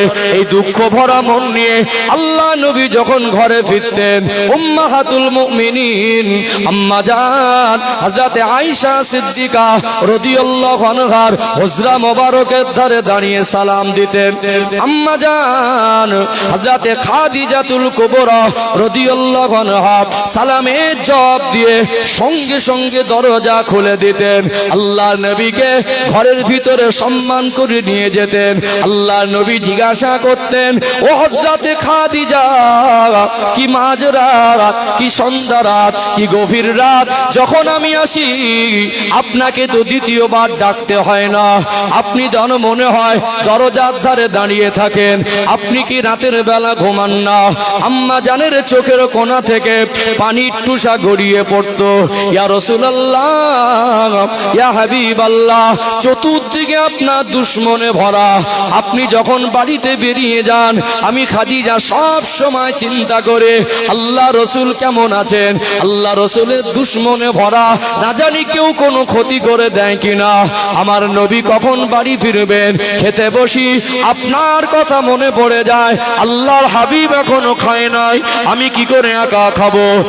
ঘুমাতে গেলে আপনার কথা মনে পড়ে যায়, আল্লাহর হাবিব এখনো ঘুমায় নাই, আমি কি করে ঘুমাবো? আপনার জন্য দরজার ধারে দাঁড়িয়ে দাঁড়িয়ে অপেক্ষা করতে থাকি। আম্মা জান আল্লাহ নবীর হাত ধরে ঘরে নিয়ে যেতেন, আল্লাহ রসুলের খেদমতে পানি দিতেন। চেহারা মলিন দেখলে আল্লাহ নবীকে জিজ্ঞাসা করতেন, ইয়া রাসূলুল্লাহ, হাবিবাল্লাহ, কি হয়েছে আপনার? কি আপনার মনে কষ্ট দিয়েছে? কি আপনাকে ছোট বড় বলেছে? আল্লাহ নবীকে ঘরে নিয়ে গিয়ে এমন সান্ত্বনা দিতেন, নবী আমার সারা দিনের জমে থাকা কষ্টটা মানসিকভাবে তিনি হালকা হয়ে যেতেন। জোরে বলেন না, নারায়ে তাকবীর। আম্মাজান খাদিজাতুল কুবরা রাদিয়াল্লাহু আনহা এমন আদর্শ নিয়ে, মিষ্টি মুখ নিয়ে, আদব নিয়ে আল্লাহ রসুলের সামনে দাঁড়াতেন, দরজা খুলে দিয়ে আল্লাহ রসুলকে হাত ধরে বসেন, পানি পান করেন। কি হয়েছে আপনার? কে কষ্ট দিয়েছে? আল্লাহ রসুল বলেন, আমি দুঃখ কষ্ট বেদনা নিয়ে ঘরে ফিরলে খাদিজার ব্যবহারে আমার কষ্টগুলো সব হালকা হয়ে যায়। ধরে বলুন, আমার মায়েদের উচিত আল্লাহর কোরআনের আয়াতের শিক্ষা নেওয়া। লাকাদ কানা লাকুম ফি রাসূলিল্লাহি উসওয়াতুন হাসানা। আল্লাহ বলেন, আমার হাবিবের মধ্যে রয়েছে তোমাদের জন্য উত্তম আদর্শ। একটা স্বামী যদি বাড়ি আসে, আসার পরে যদি একটু ঠান্ডা পানি নিয়ে আসেন, বসেন, পানি খান, দুটো মিষ্টি কথা বলে, এইবারে অভিযোগ পরে বলবেন। কি গো, অভিযোগ পরে বলবেন? এই মানুষটা ওই স্ত্রীকে গালি দেওয়ার কোনো মানসিকতা আসতে পারবে? নিজের কাছে নিজে লজ্জিত হয়ে যাবে না? তার মারতে পারবে? কষ্ট করে বাড়ি আসলে, আগের দিনে পরিবেশ ছিল, আগের দিনে পরিবেশ ছিল, বাড়ি আসার আগে থেকে ভয় করতো, এসে যদি এক ডাকে না পায়। হাত পাকা ছিল না? কি ছিল? হাত পাকা। হাত পাকা দিয়ে হাওয়া করতো, সঙ্গে সঙ্গে এক গ্লাস পানি দিত। যদি রাগের মাথা দুটো কথাও বলতো, একটা কথার উত্তর দিত না। কি হালাতে আছে, বাইরে থেকে কষ্ট করে এসেছে, দুটো বকে স্বামী বপুক। ছিল কি ছিল না মায়েদের মধ্যে? আর এখন পয়জা, বিষাক্ত সাপের থেকে ভয়ঙ্কর এমন এক জিনিস ঘরে উঠেছে, ওরে বাবা, তাবিজ পুঁতেও কাজ হবে না, পুরো ঘরের পরিবারের পবিত্রতাই নষ্ট করে দিয়েছে। ঝগড়া ঝগড়া ঝগড়া হলো তখন মারামারি, আবার মারামারি হলো তো হতো ঘরের ভিতরে, সেটা আবার জানা যায় না, আবার রাগ করে বাপের বাড়ি। ঠিক বলছি না ভুল বলছি? আমার মায়েরা পারে না তা না, এখন অভ্যাস কি মোবাইল, মোবাইলে ডুবে আছে। এসে যদি কষ্ট করে বলে একটু পানি দাও না, সংসারে এসে শান্তি বলে কিছু পেলাম না। দেখতে পাচ্ছ পানিটা নিয়ে খেতে পারো না, আমি উঠে গিয়ে আবার পানি দেবো? আর নিয়ে খাও না, সবসময় পানি পানি করো কেন? আর ঝাড়া মেরে দিলে, বুঝতে পারছেন না? বাড়িতে কষ্ট করে আসলো, ওই পাশের বাড়ি জায়ের সঙ্গে গল্পে মেতে আছে। কেন? সারাদিন বাড়ি ছিল, তখন কি 2 মিনিট বসতে পারতেন? বাড়ি আসার সময় গল্প করতে যেতে হলো। আর বাড়ি আসবে, মুখটা সব ভার করে রাখবে, বুঝতে পারছেন না? চেহারার দিকে দেখা যাবে না। তাবিজখানা যাচ্ছে, হুজুর স্বামী ভালোবাসেন, একটু তাবিজ দেন তো। মামার মায়েরা, আমাদের ঘরের মেয়েরা, বউ মায়েরা স্বামীর সঙ্গে আচরণ করতে পারে না এরকম না, যোগ্যতা আছে, কিন্তু জায়গা মতো করবে না। কেনাকাটা করতে যাবে, সুন্দর করে সাজসজ্জা করবে।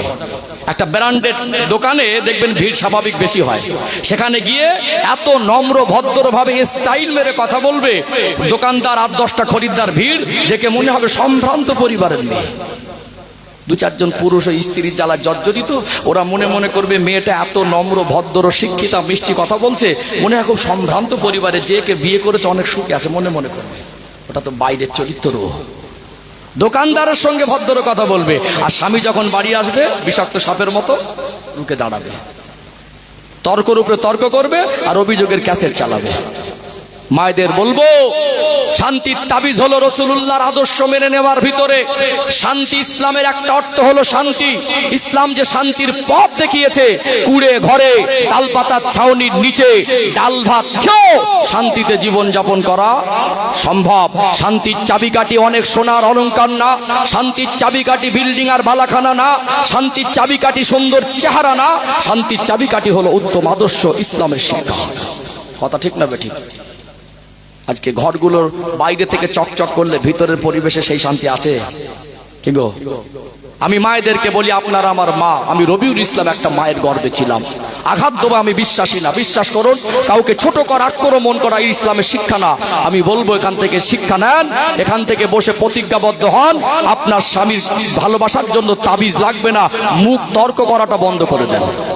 বাড়ি যখন আসবে একটু ভালো আচরণ করেন, দেখবেন ইনশাল্লাহ একটা স্বামী তার মন গলে যাবে না। কি গো, আমি কাউকে ছোট করছি না। এখানে যদি একজন মানে কোনো ব্যবসায়ী মানুষ আসে, যারা এসি রুমে বসে ঘুষ খায়, ওর থেকে হালাল রুজি উপার্জন করার জন্য যে দুটো মাল নিয়ে গ্রামে ঘোরে, ওর সম্মান আল্লাহর কাছে বেশি। সেও যদি বলে এক গ্লাস পানি দাও না, তো গ্লাসটা 3 বার ধুয়ে দেবে। তার প্রয়োজন হলে প্রতীক পানি পান করা আমি মানা করছি না। আপনি মহিলা মানুষ, আপনি একটা ছেলের হাতে পাঠান আলাদা কথা, কিন্তু একজন বাইরের কেউ এসে পানি চাইলে কাঁচের গ্লাস ধুয়ে যেভাবে যত্ন করে দেয়, স্বামী কষ্ট করে বাড়ি আসলে সেই আদর করে সেই পানিটা ধরে না, পারে না, না যোগ্যতা নেই না, কিন্তু সময় মতো করবে না। সাজসজ্জা যদি করতে হয়, মার্কেটিং করতে যাওয়ার সময় নয়, পরপুরুষকে দেখানোর জন্য নয়। উত্তম আচরণ যদি করতে হয়, ওই পরপুরুষের সঙ্গে নয়। একটা মহিলা কোনো প্রয়োজনে রাস্তায় বেরিয়েছে, কোনো পুরুষ পরপুরুষ যদি তার সঙ্গে কোনো প্রয়োজনে কথা বলে, ইসলাম বলছে ওখানে কর্কশ ভাষায় কথা বলো, গম্ভীর আওয়াজে প্রয়োজনে জবাব দাও। ওখানে যদি তুমি মিষ্টি সুর করো, নরম ব্যবহার করো, তোমার সৌন্দর্য প্রকাশ করো, তখন অনেক সময় এটা বেলাইন হয়ে যায় কি যায় না? যায় না। আচরণটা যদি করতে হয় স্বামীর সঙ্গে নরম আচরণ করো, সাজসজ্জা করতে হয় স্বামীর জন্য করো। সবটা উল্টে ফেলেছি।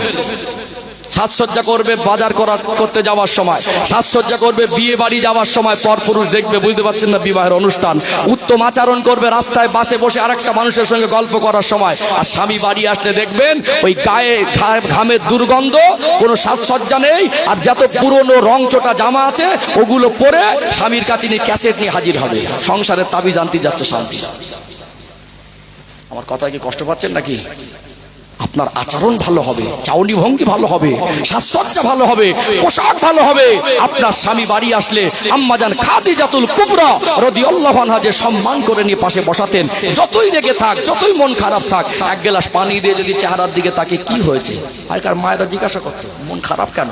চিন্তা করো না, আল্লাহ চায় তো ঠিক হয়ে যাবে। কষ্ট হচ্ছে, কদিন হচ্ছে, এখন কৈফিয়তের উপরে কৈফিয়ত। কথা ঠিক না বেঠিক? আল্লাহ আমাদের বুঝ দান করেন, বলেন আল্লাহুম্মা আমিন। কষ্ট পাচ্ছেন নাকি? কি গো, কষ্ট পাচ্ছেন? আমার আলোচনা শেষ হয়নি, আমি আগে বাড়াবো ইনশাআল্লাহ।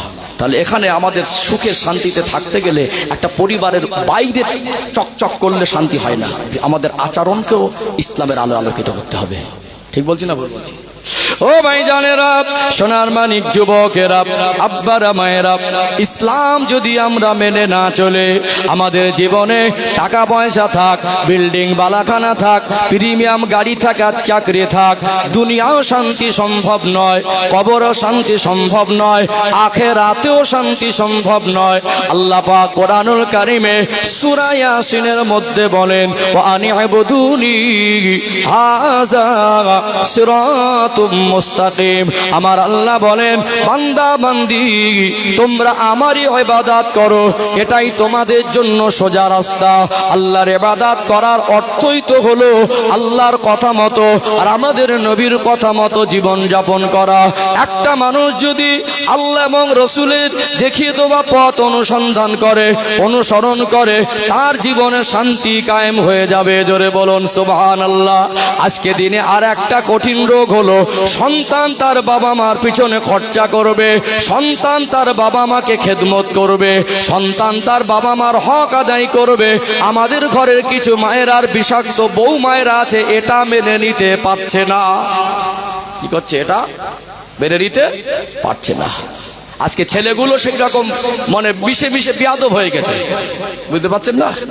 এখন বিয়ে করার পরে কিছুটা মাইন্ড চেঞ্জ হয়েছে, একজন বাবা 3-4টে সন্তানকে মানুষ করেছে, বোঝা মনে করিনি। আর 3-4টে সন্তান মিলে আর 3-4 জন বৌমা মিলে ওই বুড়ো মানুষটা এক মুঠো ভাত খায়, বুড়ি মাটা এক মুঠো ভাত খায়, ওটা তোমাদের 3 জনের কাছে বোঝা হয়ে গেল। এখন ছেলেটা বার মেরে মেরে ঘোরে, আব্বা 200 টাকা চাইবে, টাকা যদি চায় আব্বা সামনে যায় না, বার মেরে মেরে ঘোরে। মা যদি টাকা চায় বার মেরে সাইড থেকে যায়। বরকতের তাবিজ আনতেছে, হুজুর হাতে পয়সা থাকে না, তাবিজ দেন তো। আব্বার হক ফাঁকি দিয়ে, মায়ের হক ফাঁকি দিয়ে বরকতের তাবিজ আনতে যাচ্ছে। যদি বলে বাবা দে না, কোচি আমারও শরীর টানে না। ঘ্যান ঘ্যান করো না তো, সবসময় টাকা টাকা করো না, মনমতি ভালো না। তুমি আমার জন্য কি করেছো? এখন কিছু ছেলেপুলের ভাষা কি, তুমি আমার জন্য কি করেছো? তোমার বাবা আর তোমার মা তোমার জন্য যা করেছে, তোমার গায়ের খুন বিক্রি করে দিল, ঋণ শোধ হবে না। তোমার গায়ের চামড়াটা ছিলে তাদের জুতা বানিয়ে দিল, ঋণ শোধ হবে না। এখন বলছে আমার জন্য কি করেছে? না ও হিসাব করেছে, না ওর স্ত্রী হিসাব করেছে। এখন বলছে বাপ মাকে তুমি কেন দেবে? বুঝতে পারছেন না? জুমা 8 দিন এসে বলছে বাপ মাকে তুমি কেন দেবে? কষ্ট পাচ্ছেন নাকি? আমি আলোচনা ক্লিয়ার করি, প্রশ্ন থাকবে না ইনশাল্লাহ। আমি মেপে কথা বলি, আলোচনাটা ক্লিয়ার করি, কাউকে আঘাত দেবো না। আমি বাস্তবতা তুলে ধরছি। কেউ এরকম আছে না? নেই? আছে না? যে তুমি বাপ মাকে অত টাকা কেন দেবে? তোমার ভবিষ্যৎ, তোমার ভবিষ্যৎ কি হবে? আরে ভবিষ্যৎ বুঝতে পারছেন না? মাথা ঢোকা, তোমার ভবিষ্যৎ কি হবে? এখন ছেলেটা বলছে তাই তো, তুমি আমার জন্য কি করেছো? একটা জিনিস হিসাব দিই, হিসাব অনেক দেওয়া যাবে। আমি হিসাব করে চলি তো, হিসাব করে কথা বলি। একটা বাবা আর মা একটা সন্তানের জন্য কি করেছে একটা হিসাব দিচ্ছি, আরো হিসাব করবেন লজ্জিত বেশি হবে। যারা সন্তান বাবা মাকে অবহেলা করেন, বাবা মার থেকে মুখ ফিরিয়ে আছেন, বাবা মার পিছনে খরচা করতে গেলে বুক ফেটে যায় আর নাকে কাঁদবেন, বরকত হয় না, তারা একটু মন খুলে শুনে নেন। সম্মানিত ভাইরা, আজকে যা জিনিসপত্রের দাম, একটা মানুষের 3 বেলা খাবার 100 টাকায় হবে। 100 টাকায় গোশ মাছ ভালো মন্দ ওটা হবে না। বেঁচে থাকার মতো যদি ডাল ভাত খায় 33 টাকা প্লাস কি 100 টাকা বেঁচে থাকার মতো। একটা ক্যাডবেরির দাম 50 টাকা, 10 টাকা দিলে বলে কি হবে, ছুঁড়ে ফেলে দেয়। দেয় কি দেয় না? তাহলে শুধু বেঁচে থাকার মতো খাবারের হিসাব করেন, মাসে 3000 হলে পার ডে 100, 12 মাসে 36,000। 20 বছর বয়স না হওয়া পর্যন্ত ছেলে হোক আর মেয়ে হোক তাদের ইনকাম কামাই বাবা মা খাবার আশা করে না। 36কে 20 দিয়ে গুণ করেন 7,20,000। কত টাকা? শুধু বেঁচে থাকার মতো যদি খাবার খায় তো 7,20,000 টাকা খেয়ে হজম করে বসে আছে। গোশ মাছ, জামা কাপড়, ডক্টর খরচা, স্কুলের পড়াশোনা, এক একটা বাচ্চার পিছনে সাদামাটা ভাবে যদি মাধ্যমিক পাশও করায়, একটু মানে কোনো রকম ভাবে মধ্যবিত্তরা যেভাবে চলে যদি চালায়, ভোগ বিলাস বাদ দিয়ে 15 লক্ষ টাকার নিচে আসবে না। কি গো? আর যদি যারা ভালো লেখাপড়া শিখিয়ে মিশনে পড়িয়েছে, ভোগ বিলাস করেছে, রিল্যাক্স করেছে, তাদের 30-40 লাখ পার হয়ে গেছে। ঠিক বলছি না ভুল বলছি? তাহলে এই 3টে সন্তানকে মানুষ করলে একজন বাবা 3-15-45 লক্ষ টাকা, ওই বাবাটা তো কোনোদিন বোঝা মনে করেনি। তোমার জন্য তোমার বাবা রক্ত পানি করেছে, তোমার জন্য বিদেশের মাটিতে পড়ে থেকেছে, তোমার জন্য ফেরি করেছে, তোমার জন্য টানা রোদে 6 ঘন্টা লোকের বাড়ি গিয়ে মাটি কুপিয়েছে, ঘরে ফিরেছে চেহারায় ক্লান্তি, চেহারাটা রোদে পুড়ে কালো হয়ে আছে, পেটে ক্ষুধা। বাড়িতে এসে দেখলো তখন তো মোবাইল ছিল না, ওই বাচ্চাটা অসুস্থ, স্ত্রী হসপিটালে নিয়ে গেছে। গোসল করার কথা ভুলে গেল, খাবার কথা ভুলে গেল, সারাদিনের ক্লান্তি মনে করছিল বিছানায় গিয়ে একটু কাত হবো, সব ভুলে গেল। সন্তানের জন্য পাগল হয়ে হসপিটালে ছুটলো। মা রাত 2টার সময় সন্তানকে কোলের উপরে নিয়ে কাঁদছে আর চোখের পানি ফেলছে, আল্লাহ আমার বাচ্চাকে সুস্থ করে দেন, 2টো রোজা রাখবো। আর আব্বাটা ওই গাছের তলায়, কি ঠান্ডা, কি বর্ষা, কি বিদ্যুৎ চমকায়, কি মেঘের গর্জন ডাকে, বসার কামড়ে পাগলের মতো বসে বসে রাতটা কাটিয়েছে না কাটায়নি? কাটিয়েছে না কাটায়নি? কাটায়নি। বাচ্চাটা বলেছিল বাবা আমি আপেল খাবো। গরিব কষ্ট করে সংসার চলতো, 2 কিলো আপেল কিনে খাবার মতো পয়সা ছিল না। আমার সন্তান আপেল খাবে বলেছে, 30 টাকা দিয়ে আপেলটা কিনে তার হাতে দিয়েছে, নিজে খাইনি। বাবা বলেছে আব্বা ঈদের সময় নতুন জামা কই, আমি কেমন বাবা আমার সন্তানকে জামা দিতে পারবো না। অন্যের কাছে গিয়ে ছোট হয়ে বলছে ভাই আমাকে 2 জোড়া জামা ধার দে না ভাই। তোমার জন্য তোমার বাবা অন্যের কাছে ছোট হয়েছিল, তোমার বাবা। যখন তুমি বলেছিলে আব্বা গোস্ত খাবো, মাছ খাবো, বাবা হিসাবে লজ্জিত হয়ে গিয়ে আমি আমার সন্তানকে গোস্ত খেতে দিতে পারবো না, তোমার বাবা তোমার জন্য ধার করে গোস্ত কিনে এনে বাড়ি এনেছিল। এক একটা বাচ্চার পিছনে কমপক্ষে 20 বছরে 15 লক্ষ টাকার মতো খরচা করে, লেখাপড়া, পোশাক, চিকিৎসা আর খাবার মিলে। তিনটে বাচ্চাকে ওই ভ্যান চালিয়ে, গাড়ি চালিয়ে, মাটি কুপিয়ে, সবজি ব্যবসা করে, রাজমিস্ত্রি করে, জোগাড়ে করে, ফেরি করে, অন্যের কোম্পানিতে কাজ করে তিনজনকে একজন মানুষ মানুষ করলো, বোঝা মনে হলো না? তিনটে বডি বিল্ডারের মতো ঘুরছো, তিনজনের কাছে বোঝা হয়ে যাচ্ছে। নির্লজ্জ অপদার্থ সন্তান। আমার মাঝে মাঝে মনে হয় পৃথিবীর কোনো মার্কেটে যদি লজ্জা শরম কিনতে পাওয়া যেত, এখনকার কিছু আপডেট ছেলে মেয়ে আর বৌমাদের লজ্জা শরম কিনে দিতাম। তোদের কাছে রাখ, তোদের কাছে রাখ একটু তোরা। বৌমারা ঠেলাঠেলি করছে, ও দেখেন আমি দেখবো কেন? ছেলেদের মধ্যে ঠেলাঠেলি হচ্ছে, ও দেয় না আমি দেবো কেন? তোমার যদি ভাই না থাকতো তুমি দেখতে না? যে দেখে না তার ব্যাপার, তুমি কেন হিসাবে যাচ্ছ? তোমার বাবা মা, ওখানে কোনো হিসাব হবে না। বাবা মা বেনসাফি করলে বাবা মা জবাব দেবে। ঠিক বলছি না ভুল বলছি? আজকে সেই বাবা 200 টাকা চাওয়ার অধিকার আছে না নেই? জোরে বলেন, আছে না নেই? তোমার জন্য যা করেছে 20 বছর ধরে, নিজে ক্ষুধায় থেকেছে, তোমাকে ক্ষুধায় রাখিনি। নিজে পুরনো পোশাক পরিয়ে দিয়ে গেছে, তোমাকে পুরনো পোশাক পরাইনি। নিজের আপেল খাইনি, তোমাকে খাইয়েছে। ঠিক বলছি না ভুল বলছি? 200 টাকা চাইলে বৌমার বুক ফেটে যাচ্ছে। ছেলে 200 টাকা চেয়েছে ছেলের কাছে, বৌমা ম্যাজিক দেখাচ্ছে। এই যে ম্যাজিক ম্যান দেখবেন না, কাগজের ফুলে খেলা দেখায়, আর একটু ঠাকুর দেন না, কাল টানলে কালার পাল্টায়। মুখটা ছিল 2 কিলো, হয়ে যাবে 4 কিলো। ঝাড়া মারছে, বাপকে টাকা দিচ্ছ, মাকে টাকা দিচ্ছে, এমন ভাব দেখাচ্ছে বাপের বাড়ির থেকে এনে দিচ্ছে। 200 টাকাই তো দিল।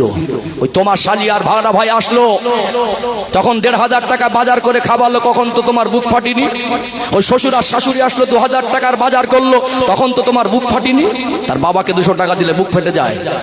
বাপের বাড়ির থেকে এনে দিচ্ছ নাকি? এখন ছেলেগুলো দুর্বল, মানে বৌমার অধিকার ফলাচ্ছে, তুমি দিতে পারবে না। তুমি কেন দেবে? তুমি একা কেন দেবে? ছেলেগুলো দুর্বল হয়ে পড়েছে। 200 টাকাই তো দেবো। যদি লুকিয়ে দেয়, স্ত্রীকে মনে করবে 2000 দিয়েছে। যদি লুকিয়ে দেয়, ওর থেকে বাবা হাত করে দেয়, ঝাড়াটা একটু, ঝাঁকিটা আস্তে করে মারবে। বুঝতে পারছেন না? ঝগড়াটা একটু কম হবার সম্ভাবনা আছে, মুখের দিকে আর দেখা যাবে না। তো রাতের বেলা ছেলেটা এখন দুর্বল অসহায়, স্ত্রীকে বলতে, দেখো আব্বা না 200 টাকা চাইছিল, ওষুধ পাল্লা নেই, দিও খুনি। বৌমাটা হাতে টাকা ধরে সকালবেলা মনে করছে, বুড়োটা না মরা পর্যন্ত শান্তি নেই, টাকা টাকা টাকা। আছে না নেই? আমি সবাইকে এক পাল্লা তুলছি না। এরকম পরিবেশ আর সংসারে ঘটছে না? ঘটে না? উপর থেকে চকচক করলে কি হবে বাবা? গ্রানাইট টাইলস মার্বেল দিয়ে ঝকঝকে করলে কি হবে? বাড়িগুলো ভোগবিলাস দালান কোটা বানালে কি হবে? ভিতরে মানুষের ভিতরে ইসলামিক আদর্শটা নেই, প্রকৃত শান্তি নেই। কি কঠিন এক পরিবেশ। ভাবতে পারেন, একটা জিনিস সোজা ভাষায় হিসাব মেলায়, 1000 বার তার বাবা তার কাছে চাওয়ার অধিকার রাখে, 1000 বার তার বাবা তার প্রয়োজন মেটাবে।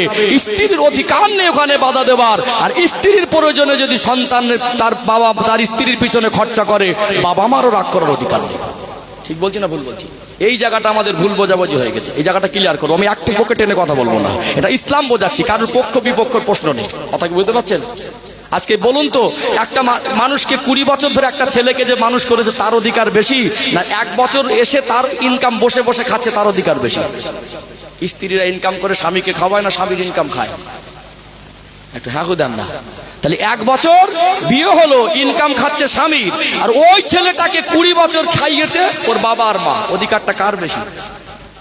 জোরে বলেন। বাবা মার বেশি না? আর অধিকারটা ফলাচ্ছে কে আজকে?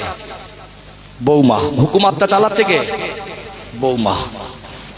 কি হলো আজ? বাস্তবতা এটা। কত কঠিন পরিবেশ, একটু বাস্তবতার সঙ্গে মেলান। আজকে আমরা মনে করছি আপডেট হয়েছে। কি হয়েছে? চরিত্র আপডেট করতে পারিনি, মনুষ্যত্বের আপডেট করতে পারিনি, আদর্শিকভাবে আমরা ইসলামের পথে প্রতিষ্ঠিত হতে পারিনি। কি কঠিন এক পরিবেশ। এখন সম্মানিত ভাইরা, একটা জিনিস বুঝুন, আমি যারা আমার সম্মানিত মায়েরা এসেছেন, আমি আঘাত দিয়ে কথা বলছি না, বিশ্বাস করুন আপনারা আমার মা। এখানে বাস্তবতাটা বুঝুন। আপনার মাকে যদি আপনার ভাইয়ের স্ত্রী যদি আচরণ করে, আপনার কি ভালো লাগবে? আপনি তো আজকে বিবাহ করেছেন, আপনার তো মনে আশা, আল্লাহ আমাদের পরিবার দুটো সোনার মানিক দিন, আল্লাহ ওদের হায়াতে রাখুক, আপনারও তো একদিন ছেলে বৌমা হবে। ওই আচরণটা যদি আপনার ছেলে আর বৌমা আপনার সঙ্গে করে, আপনাকে সেদিন ভালো লাগবে? কি গো, ভালো লাগবে? আপনি যদি আপনার কষ্ট হয়, তাদেরও কষ্ট হয়, তাদেরও কষ্ট হয়। আজকে ভালোবাসা মায়া দেখাচ্ছেন। আমি প্রথমে শুরু করেছি কিন্তু জান্নাতি সম্পর্ক দিয়ে। অবশ্যই স্বামী স্ত্রীর সম্পর্ক জান্নাতি সম্পর্ক, এটা যেমন গুরুত্বপূর্ণ, বাবা মার সম্পর্ক নিয়ামত সম্পূর্ণ সম্পর্ক, এটাকেও অস্বীকার করা যায় না। এই বাবা মার মায়া মহব্বত সন্তানের সঙ্গে, এটার সঙ্গে আবার স্বামী স্ত্রীর তুলনা করাও যাবে না। একটা জিনিস একটু বাস্তবতা মেলান, আমার মায়েদের মনে কষ্ট থাকবে না। যদি আমরা অন্ধ হতাম, কি হতাম? অন্ধ হতাম। আমরা যারা পুরুষ মানুষ, বিবাহিত পুরুষ, আমরা যদি অন্ধ হয়ে জন্মাতাম, আমাদের বর্তমান যারা স্ত্রী, এদের সঙ্গে আমাদের বিবাহ হতো বলে মনে হয়? একটু হ্যাঁ দেন না। কি বলতো? মেয়ের বাবাটা অন্ত একবার বলতো, কচি তোকে যার সঙ্গে বিবাহ দিচ্ছি ছেলেটা অন্ধ, চোখে দেখে না। একটাবার বলতো, মেয়েটা কতটা ঠকাতো না। আর যদি শুনতো, হয়তো সেই সময় একটা পাল্টি খেয়ে বলতো, একটা ভ্যান চালকের হাতে দাও তো, অন্ধর হাতে। এগো আর একটা উদাহরণ দিচ্ছি, ভালোবাসা দেখাচ্ছেন তো আপনি, ভালোবাসেন তার বাবা মা কতটা ভালোবাসে। আর একটা উদাহরণ দিচ্ছি, আল্লাহ না করুক উদাহরণ দিচ্ছি। ছেলে আর মেয়ের বিবাহের দিন হয়ে গেল, প্যান্ডেল হয়ে গেল, আত্মীয় স্বজন দুই পক্ষের বাড়ি এসে গেল, বাজারঘাট হয়ে গেল, কালকে বিবাহ, দুই বাড়িতে আনন্দের উৎসব চলছে। হঠাৎ যদি সন্ধ্যাবেলা ছেলেটা অ্যাক্সিডেন্ট করে দুটো পা কেটে বাদ দিতে হয়, আমি আল্লাহ হেফাজত করুক উদাহরণ দিচ্ছি, পরের দিন বিবাহ হবে, মেয়ের বাবা 3 উল্টন খাবে। ও প্যান্ডেল যা হয় হোক, বাজার যা এনেছি কুটুমদের খাইয়ে দে, ও বিবাহ হবে না। যারা এখানে আছেন বলুন, আজকে যদি আপনি যদি অন্ধ হতেন আর দুটো পা কেটে বিছানায় শুয়ে পড়ে থাকতেন, আপনার স্ত্রী আপনার কাছে থাকতো কিনা সন্দেহ আছে, কিন্তু আপনার বাবা মা ফেলে দিত না, তো সন্দেহ নেই। বাবা মা ফেলে দিতে পারতো? জুমা 8 দিন এসে অধিকার ফলাচ্ছেন। তার বাবা আর মা আজও পর্যন্ত তাকে যা ভালোবাসে, আজও যদি ছেলেটা অন্ধ হয়ে যায়, আজও যদি দুটো পা কেটে চলে যায়, বহু নজির আছে পৃথিবীতে। বিপদে পড়েছে, স্ত্রী চলে গেছে রেখে দিয়ে, ওই বুড়ো বাবা আর মা ভিক্ষা করে সন্তানকে কোলে টেনে রেখেছে। ঠিক বলছি না ভুল বলছি? তোমার কেন মুখ ভারী হবে? বাপের বাড়ি থেকে এনে দিচ্ছ নাকি? তোমার যেমন অধিকার আছে, চাওয়া পাওয়া আছে, স্বামী তোমার প্রয়োজন মিটাবে, তারও বাবা মা কাছ থেকে উড়ে পাওনি, তোমার কোলে কাছ থেকে উড়ে পড়িনি, তার বাবা মা তার অধিকার আছে, তাদের পিছনে খরচা করবে। এখন আব্বা মার হক ফাঁকি দিয়ে জান্নাত খুঁজছে, আব্বা মার হক ফাঁকি দিয়ে, আব্বা মাকে ঠকিয়ে, আব্বা মার মনে কষ্ট দিয়ে এখন বরকতের দাবি জানতে যাচ্ছে বরকত খানায়। হুজুর একটু কড়া করে দেন, জানি তাই নেই। তোমার জন্য বরকতের সব থেকে ভালো তাবিজ হলো আব্বা মায়ের দোয়া। নবী বলেন বিগয়রি হিজাব, আব্বা মার দোয়া সরাসরি ডাইরেক্ট আল্লাহর কাছে পৌঁছায়, কোনো পর্দা থাকে না। বাবা মার পিছনে সব খরচা করতে বলছি না, যদি দুটো সন্তানকে মানুষ করতে পারো, তোমার স্ত্রী প্রয়োজন মেটাতে পারো, তুমি যা খাবে তাদেরকে তাই খাওয়াও, তুমি যেমন করবে তাদেরকে তেমন করাও। তুমি তোমার স্ত্রী যেমন তোমার পরিবারের একজন, তোমার সন্তান যেমন তোমার পরিবারের একজন। যে মানুষটা মরণ আগ পর্যন্ত তোমার জন্য আজও কাঁদে, তাকে তুমি পরিবার থেকে আলাদা কেন করলো? ওটাও পরিবারের একজন, সাথে নিয়ে চলো। নিজে যেমন পড়ছো তাকে পড়াও, নিজে যেমন খাচ্ছ তাকে খাওয়াও। ওইটুকুতে বাবা মা খুশি হলে আল্লাহর আরশ খুশি হয়ে যায়।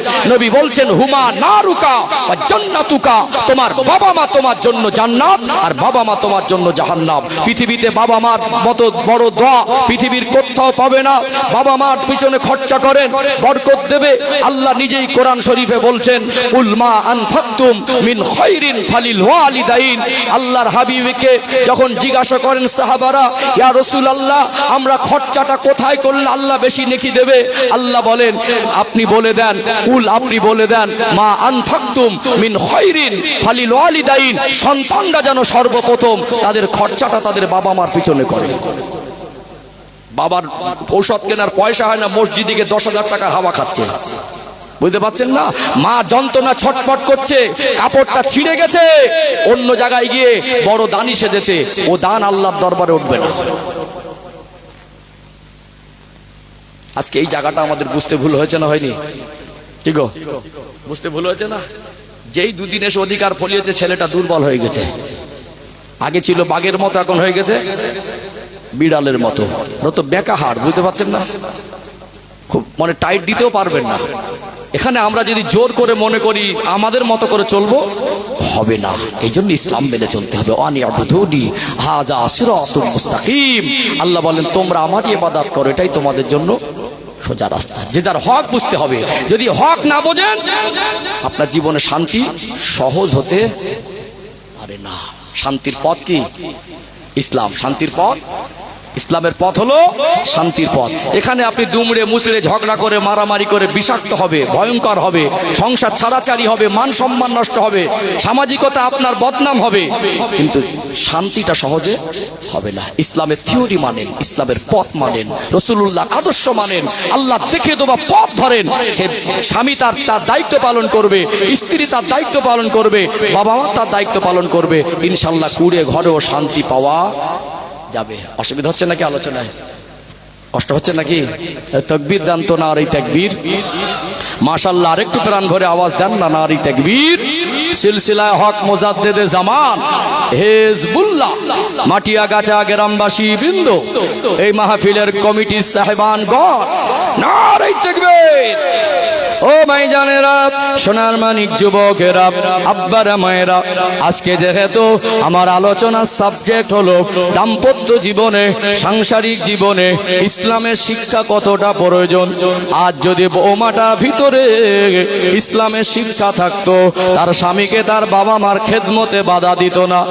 আজ যদি বাবা মার ভিতরে যদি সেই শিক্ষা থাকতো, ছেলে তার স্ত্রীকে ভালোবাসলে বাবা মার কষ্ট হতো না। বাস্তবতা এটা। আজকে দিনে দেখা যায় অনেক বাবা মা শুধু বৌমার আর ছেলের দোষ দিলে হবে না, তার ছেলে আর বৌমার উপরে ইনসাফ করতে পারে না।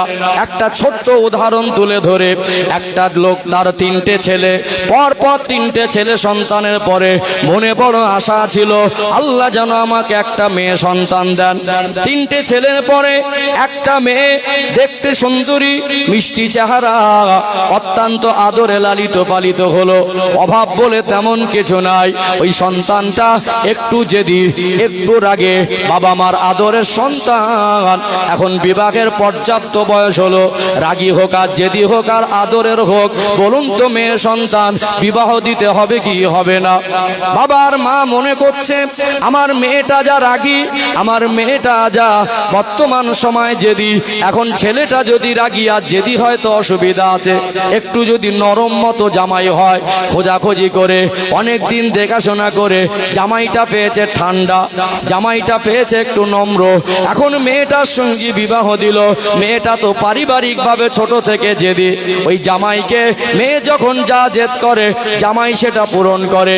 মেয়ে যদি ঝাড়া মারে জামাই সেটা সহ্য করে। মেয়ে যদি মোবাইল দেখে দেখে বেলা 8টা পর্যন্ত ঘুমায়, আর শাশুড়ি যদি উঠে ঘরের কাজকাম সব কমপ্লিট করে বৌমার জন্য চা করে দেয়, ওই মেয়ের বাবা আর মা বলবে আমার মেয়ের কপালটা খুব ভালো, আমার মেয়ের শ্বশুর শাশুড়ি খুব ভালো, আমার বেইবিনের মতো মানুষ হয় না। জামাই তো জামাই, আমার জামাইটা হলো সোনার জামাই, বলবে না আমার জামাইটা সোনার জামাই। তাহলে মেয়ে ডাক ঝাল সহ্য করলে, মেয়ে জেদ পূরণ করলে, মেয়ে 8টা পর্যন্ত ঘুমাবে শাশুড়ি কাজ করলে, বেইবিনও ভালো, জামাইটা সোনার জামাই। আর বৌমাকে যদি তার ছেলে একটু বেশি ভালোবেসে বলে বউ পাগলা, কি গো, ভালো না বাসলে কোথায় থাকবে কি করে? কি আছে তার? কোথায় তার বাবা, কোথায় তার মা, যে জমিনে জন্মগ্রহণ করে 18 বছর 20 বছর যেখানে লালিত পালিত হয়েছে, সব মা পিছনে ফেলে রেখে একটা পুরুষ মানুষকে স্বামী বলে মেনেছে, সে যদি ভালো না বাসে থাকবেটা কি করে? তার চাওয়া পাওয়াটা পূরণ করতে হবে, তাকে ভালোবাসতে হবে। স্ত্রী ভালোবাসার জিনিস, এটা রাসূল নিজে বলেছেন। আপনার কষ্ট হলে হবে না। ঠিক বলছি না ভুল বলছি? একটা পরিবার থেকে ছেড়ে এসেছে, এই পরিবেশের স্বামীর যদি ভালোবাসাটা না পায়, একটা তো সেটিং হতে সময় লাগে, লাগে কি লাগে না? তার উপরে ছেলে ভালোবাসলে আপনার কষ্ট হবে। অনেকে বলে ছেলে এখন বউ পাগলা হয়েছে, না, ওটা ভালোবাসতে দিতে হবে তাকে। ইসলাম নবী আমার সোনা জবানে বলেন, আমি রাসূলুল্লাহ, আমার কাছে 3টে জিনিস বড় প্রিয়। 1 নাম্বার হলো খুশবু, 2 নাম্বার হলো নামাজ, 3 নাম্বার হলো স্ত্রী। আল্লাহ নবী পৃথিবীবাসীকে মেসেজ দিলেন, স্ত্রীদের গালাগালি আর মারামারি করা জিনিস না, স্ত্রী হলো ভালোবাসার জিনিস। কিছু হলে আপনি পুরুষ মানুষ, আপনি গার্জেন, প্রথমে আপনাকে ধৈর্য ধারণ করতে হবে, আপনার ভিতরে সবর দরকার। কিছু হলে আপনি মারবেন, তার 14 গোষ্ঠী তুলে গালাগালি দেবেন, আর কিছু হলে তার উপরে মানসিক টর্চার করবেন, ছোট বড় কথা বলবেন। সেও তো মানুষ, তারও একটা ধৈর্যের লিমিট থাকে। ইচ্ছাকৃত কিছু কিছু যুবক আছে দেখবেন চরিত্রও ভালো না, নিজের স্ত্রীর মর্যাদা দেবে না, অন্য জায়গায় গিয়ে সম্পর্ক করবে, আর কথায় কথায় গালাগালি দেবে, কথায় কথায় হাত তুলবে। আবার যদি দুটো কথা বলে মেরে শুইয়ে দিয়ে বন্ধু বান্ধবের সঙ্গে গল্প করবে। আজকে বাড়িতে মেরে শুইয়ে রেখে এসেছে, এটা তো কাপুরুষের কাজ। একটা মেয়ে মানুষ যেখানে তার বাবা নেই, যেখানে তার মা নেই, যেখানে তার আত্মীয় স্বজন নেই, ওই মেয়েটা একাই চলে এসেছে আপনার সাংসারিক জীবনে। একটা মেয়েকে শারীরিকভাবে যতটা শক্তি, একজন পুরুষের শরীরে শক্তি বেশি না কম। স্বাভাবিকভাবে একটা ছেলে আর মেয়ে সত্যিকারে যদি মারামারি করে, তাহলে মেয়ে মানুষ মারামারি করে পেরে উঠবে না। আপনি পুরুষ মানুষ, তাকে মেরে মনে করছেন মহৎ কাজ করেছি, এটা তো মোস্তানি নয়। আবার বাজারে গিয়ে বন্ধুর সঙ্গে গল্প করছেন, আপনি কেমন মোস্তান? আপনার বাড়ির পাশে একজন গরিব, একজন অসহায়ের জায়গা লাঠির বলে, পাঠির বলে, ক্ষমতার বলে জোর করে 4 হাত ঠেলে রেখেছে, ওই জায়গার ইনসাফটা তাকে পাইয়ে দেন, তবেই তো বলবো আপনি মোস্তান। যখন দেখবেন কত মানুষ তার নিজের ভাইয়ের হকটা বুঝে দেয় না, ওখানে গিয়ে আপনার শক্তিটা ব্যয় করে বলুন এখানের হকটা পাইয়ে দেন, তবেই তো বলবো মোস্তান। আপনার গ্রামে দুটো ছেলে গাঁজা খাচ্ছে, ওখানে গিয়ে প্রতিবাদ করুন এই গ্রামে গাঁজা খাওয়া চলবে না। তোমার দেখা দেখে আর দুটো শিখবে, আর দুটো দেখা দেখে আর 4টে শিখবে, হারাম কাজ চলবে না। অন্যায়ের প্রতিবাদ করো, তবেই তো বলবো তুমি মোস্তান। স্ত্রীকে মারা এটা মোস্তানি নয়, এটা ইসলামের শিক্ষা নয়। একান্ত প্রয়োজনে স্ত্রীকে যে মারার পারমিশন ইসলাম দিয়েছে, ওই রকম মারলে স্ত্রীদের সঙ্গে ঝগড়া তীব্র মাত্রায় পৌঁছাবার অপশন নেই। আজকে কিছু কিছু যুবক আছে, এদের বদ অভ্যাস হলো কথায় কথায় গালি দেবার, গায়ে হাত তোলা।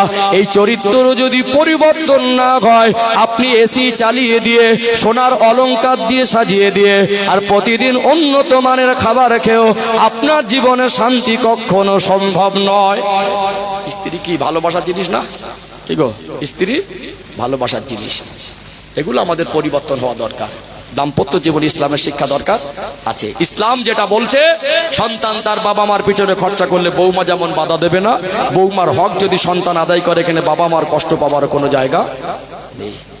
একটা পুরুষ মানুষ বৈবাহিক জীবনে আবদ্ধ হয়ে যদি হঠাৎ অসুস্থ হয়ে যায়, রাতের বেলা ডায়রিয়া, লুজ মোশন, বমি করে গোটা বেড বিছানা যদি নোংরা করে দেয়, যদি বিছানায় পায়খানাও হয়ে যায়, বলুন তো সকালবেলা নিজের স্ত্রী বাড়িতে থাকা সত্ত্বেও নিজের ভাবি আর চাস্তো ভাবিকে ডেকে যদি বলে আমার ডায়রিয়া হয়েছে, বমি করে ফেলেছি, গোটা বেড বিছানায় পায়খানা করে রেখেছে, ওটাকে ধুয়ে দাও, আপনার ভাবি আর চাস্তে ভাবিকে আপনার স্ত্রী থাকা সত্ত্বেও ধৌত করতে আসবে?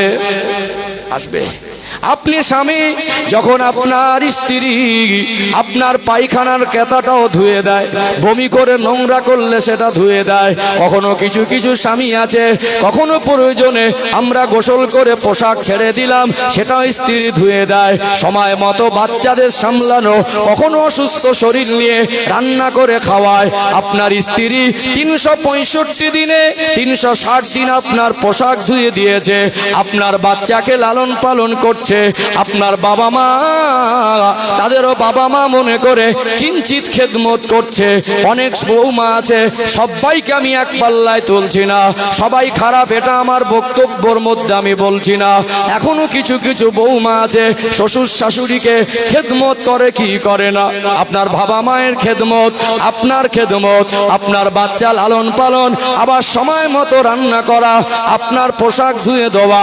ইসলাম বলে ওই স্ত্রী যদি হঠাৎ 4 দিন অসুস্থ হয়, স্বামীরও উচিত প্রয়োজনে স্ত্রীর পোশাকটা ধুয়ে দেওয়া, রান্না করে সময় মতো স্ত্রীর মুখে হাত তুলে দেওয়া। আজকে সমাজের বাস্তবতা এটা। হঠাৎ যদি একটা স্ত্রী অসুস্থ হয় আর স্ত্রীর পোশাকটা যদি স্বামী ধৌত করতে যায়, অনেকে আর চোখে দেখে মনে করে এই ছেলেটা হয়তো বউ পাগলা। আপনাকে বুঝতে হবে এটা হলো ইসলাম। আপনার স্ত্রীর জন্য আপনাকে প্রয়োজনে রান্নাও করতে হবে। আপনার যদি পোশাক ধুয়ে দিতে পারে, প্রয়োজনে তার পোশাক ধুয়ে দেওয়াটা এটা অন্যায় নয়, এটা স্ত্রীকে তার হক আদায় করা। আপনার যদি হক থাকে, তারও হক আছে, এটা রাসূলুল্লাহর সুন্নাত।